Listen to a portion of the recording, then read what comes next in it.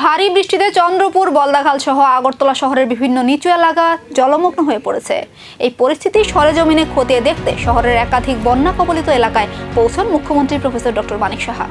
পাশাপাশি বিবেকানন্দ স্কুল ও স্বামী দয়ানন্দ স্কুলে গিয়ে আশ্রয় নেওয়া দুর্গত মানুষের পরিস্থিতির খোঁজ নেন মুখ্যমন্ত্রী।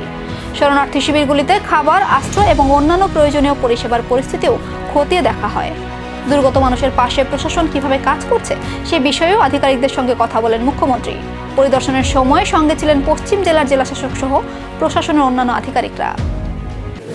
আমি তো এর আগেও একটু আগে বলেছিলাম যে আমি অমরপুর যখন পৌঁছাই তখন আমি খবর পাই যে আমাদের ওয়েস্ট ডিস্ট্রিক্টে এবং খোয়াই ডিস্ট্রিক্টে হঠাৎ করে জল চলে এসছে।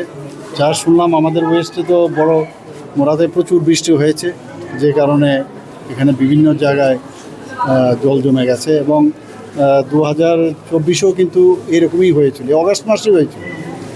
এখানে এলাম এবং সবাই এখানে কাজ করছে, আমাদের ডিএম সাহেব থেকে আরম্ভ করে আমাদের সেক্রেটারি থেকে আরম্ভ করে সবাই আছে। আমি ওখান থেকে টেলিফোনে ওনাদের সাথে আমি কথা বলেছিলাম এবং আমাকে যা বলা হলো প্রায় এখানে ডেঞ্জার লেভেলের 11.22 ডেঞ্জার লেভেল থাকে মিটার, তার থেকে উপরে চলে গেছে। এখন আস্তে আস্তে করে 11.16 চলে এসছে, মানে আস্তে আস্তে রিসিড করছে। এটা একটা মানে ভালো খবর যে অন্তত ওকে কমছে জলটা, বৃষ্টিটা আর হচ্ছে না। আমি জিজ্ঞেস করলাম যে ওখানেও জলবন্দী মানুষের পাশে মুখ্যমন্ত্রী। পরিস্থিতি সামাল দিতে প্রশাসনের পরবর্তী পদক্ষেপেই এখন নজর।